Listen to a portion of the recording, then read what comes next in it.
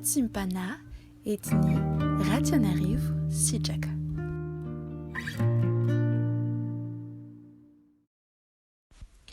Que la grâce et la paix de notre Seigneur Jésus-Christ nous soient adressées ce matin, chers amis en Christ. Nous allons commencer par prier. Seigneur Jésus-Christ, merci de nous avoir permis de nous réveiller ce matin et d'entendre, Seigneur, ta douce voix. Merci, Esprit de Dieu, qui révèle l'amour du Père et l'amour de notre Seigneur Jésus-Christ et qui déverse cet amour dans notre cœur pour que nous puissions saisir et comprendre la profondeur, la hauteur, la grandeur de cet amour qui nous est personnellement adressé. Esprit de Dieu, tout mon nom de nous révéler encore ce matin, d'ouvrir notre cœur, d'ouvrir notre esprit, d'ouvrir notre âme pour que nous puissions vraiment saisir, Seigneur, ce que tu souhaites nous partager. En ton nom Jésus-Christ de Nazareth, nous prions. Amen. Chers amis en Christ, nous allons ouvrir notre Bible dans l'Évangile selon Marc. Marc, chapitre 6, verset 6. Marc, chapitre 6, verset 6, où il est écrit au nom de Jésus. Et ils s'étonnaient de leur incrédulité. Amen. Et ils s'étonnaient de leur incrédulité.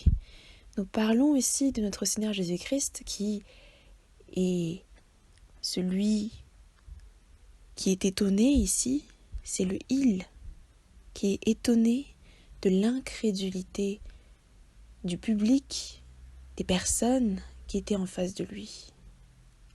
L'incrédulité, chers amis en Christ, c'est le fait de ne pas croire, le fait d'être incrédule, le fait de manquer de foi, tellement manquer de foi que l'on ne croit plus du tout en ce que Jésus-Christ pourrait faire, pourrait accomplir, peut faire, peut accomplir.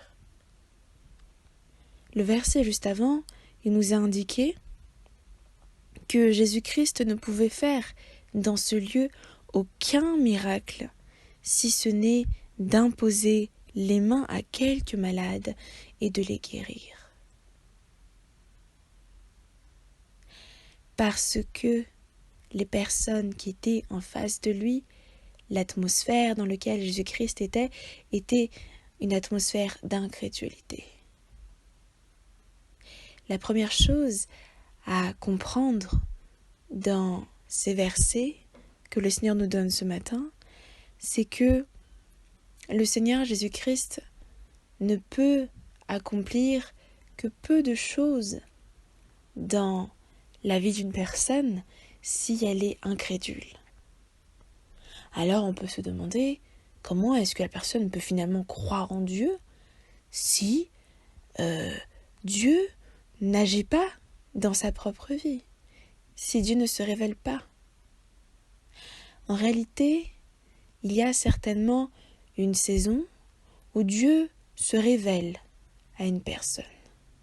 Puis la personne a endurci son cœur pour ne plus croire, ou au fur et à mesure du temps, la personne finit de fil en aiguille à être une personne incrédule, à cultiver cette absence de foi en Jésus-Christ. La deuxième chose à saisir, c'est que le verset 5 nous dit « Il ne put faire là aucun miracle ». Aucun miracle, ça serait zéro. Et pourtant on nous dit « si ce n'est », donc hormis le fait que Jésus-Christ ait imposé ses mains sur quelques malades et que ces malades aient été guéris. Donc Jésus-Christ a quand même accompli des miracles, mais très peu par rapport à ce qui aurait été selon le cœur de Dieu, c'est-à-dire guérir toute maladie, toute souffrance, toute douleur, toute personne qui aurait besoin de guérison physique, mais surtout spirituelle. Les personnes qui avaient vu les autres guérir semblent ne pas avoir été touchées par la puissance de Dieu. Leur cœur aurait été barricadé d'incrédulité, de refus de croire que Jésus-Christ avait bel et bien déjà accompli, même devant leurs yeux, des miracles. Et c'est pour cela que le Seigneur était étonné et surpris de l'incrédulité de la population qui était en face de lui. Et le verset juste avant encore, verset 4 de Marc chapitre 6, il nous est dit « Mais Jésus leur dit, un prophète n'est méprisé que dans sa patrie, parmi ses parents et dans sa maison. » Méprisé. Le mépris est un terme plus fort que l'incrédulité. L'incrédulité, c'est « oh, je ne crois pas ». Mais le mépris, il y a de la haine qui s'y ajoute, du rejet qui s'y ajoute, voire même une forme de colère. On méprise une personne, on ne l'aime pas, on la déteste, on la rejette. Et ici, Jésus-Christ se dit être rejeté de sa propre patrie, de ses propres parents. Est-ce que ce serait Joseph et Marie? Certainement pas. Mais il parle ici des parents, des personnes qui lui étaient biologiquement attachées. Ça pouvait être des oncles, des tantes. D'ailleurs, dans l'histoire de Jésus-Christ, selon les évangiles, on entend parler de ses autres frères, ceux qui sont nés également de Marie, mais nés de Joseph également, et qui ont dit à Jésus-Christ « Va, monte, c'est bientôt Pâques, peut-être que tu feras des miracles là-bas. » Et la parole dit d'eux qu'ils disaient cela parce que ils ne croyaient pas en Jésus-Christ. Et là, il y a simplement de l'incrédulité, mais aussi du mépris. Et ce mépris-là a conduit à ce qu'aucun miracle ne se réalise. Parce que les personnes étaient remplies de mépris et ont fini par manifester aussi ce qui avait dans leur cœur, l'incrédulité. Mais ce qui a surpris le plus le Seigneur a été l'incrédulité et non le mépris, car le Seigneur était habitué à être haï, détesté, contesté. Mais être dans l'incrédulité, c'est une grande surprise pour Jésus-Christ, parce que les signes étaient là. Les miracles étaient présents. Les gens ont vu, senti, entendu les prodiges et les miracles accomplis par Jésus-Christ. Et pourtant, ils se sont encore barricadés et enfermés dans leur incrédulité. Il y a eu des époques dans l'histoire du monde où l'incrédulité a pris beaucoup de place. L'absence de foi, le refus de la parole de Dieu, le refus de Jésus-Christ. Cela était le cas pour la France. Par exemple, au XVIIIe siècle, où nous avons le siècle des Lumières. Siècle des Lumières, et je suis certaine ici que les enfants et les jeunes ont entendu parler lors de leurs études, lors de leurs cours, où on enseigne à quel point le siècle des Lumières est génialissime, extraordinaire. Le siècle des Lumières, les Lumières se résument en une seule phrase.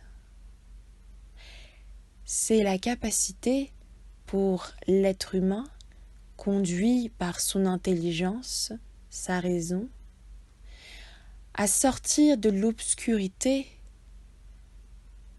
des superstitions, de la religion, ou encore de toute chose qui le contraindrait à ne pas être libre de penser comme il le souhaite, d'agir comme il voudrait agir.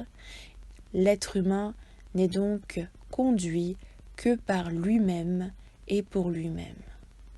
Ainsi donc, c'est le règne de la raison et de l'être humain dans toute sa puissance, rempli de liberté, rempli de connaissance. Et c'est pour cela qu'on parle de lumière. Pourtant, cette lumière est bien obscure, parce que les êtres humains, et ici les Français, mais le mouvement des Lumières a touché toute l'Europe, les êtres humains pensant marcher dans la lumière de la connaissance, allaient en réalité vers leur perdition la plus complète, en refusant et en rejetant Jésus-Christ de Nazareth. C'est aussi à cette époque que la franc-maçonnerie a commencé à prendre beaucoup de place, de pouvoir. Les sociétés secrètes se sont instaurées et jusqu'à ce jour, nous en voyons quelques détails, les prémices de ce qui est fait dans le secret pour conduire les hommes et faire en sorte que l'être humain continue d'être conduit par l'être humain. Et cette incrédulité, ce refus de Dieu, s'est manifesté par une petite histoire. Je ne sais pas si je vous l'ai déjà racontée ou que vous l'aviez déjà entendue auparavant, mais un jour, un philosophe à une grande fête a été invité, et puis il se mit à rire et dit à l'assistance, aux personnes qui sont présentes lors de cet événement: « Pour une pièce d'or, je vous vends ma place au ciel, disait-il. » Silence dans la salle. Les gens se regardent. Que dire? Faut-il répondre au philosophe? Il risque d'avoir raison. Faut-il l'ignorer au risque de passer pour des faibles? Que faire? Le philosophe repose la question et dit: « Pour une pièce de louis d'or, je vous vends ma place au ciel. » Et voici une personne dans l'assistance ose répondre en disant: « Comment est-ce que vous pouvez prouver que vous l'avez déjà obtenu? » Silence à nouveau. Cette personne voulait signifier: comment est-ce que je serai prêt à payer une pièce d'or, une place que vous n'avez probablement pas?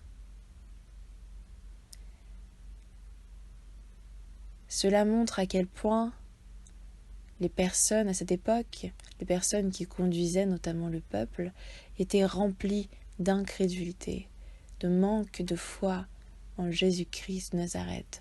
Et ces mêmes personnes faisaient en sorte que les personnes qui y croient, finalement, se détournent du chemin de la foi et se tournent vers la raison, la science, l'être humain conduit par l'être humain, le règne de l'homme face au règne de Dieu. Chers amis en Christ, aujourd'hui, le message de Dieu qui nous est adressé est de nous retirer de l'incrédulité, de l'absence de foi qui parfois nous prend.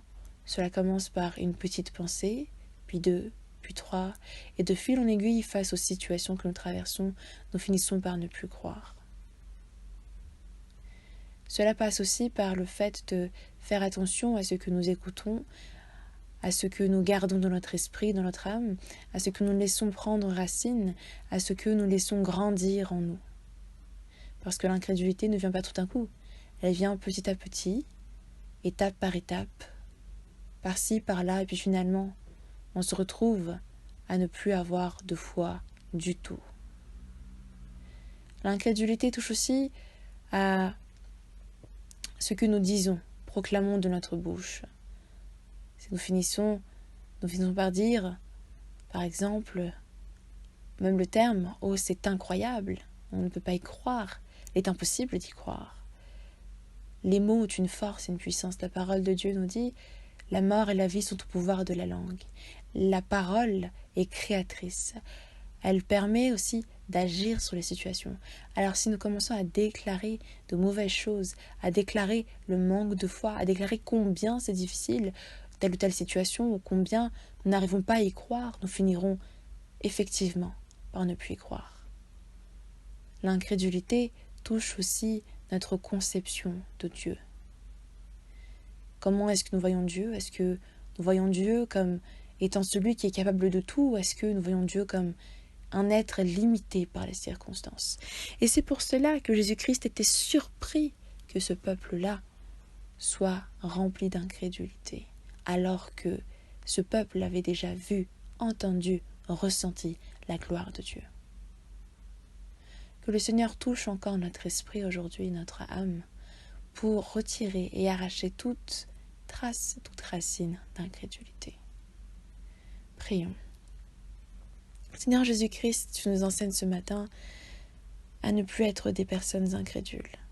Parfois, nous portons le nom de chrétien par style, nous portons le nom de chrétien par fierté, nous portons le nom de chrétien par habitude, par tradition, nous portons le nom de chrétien par légalisme, nous portons le nom de chrétien parce que nous sommes chrétiens, ou nous pensons être chrétiens, ou parce que nous avons éduqué comme étant des chrétiens.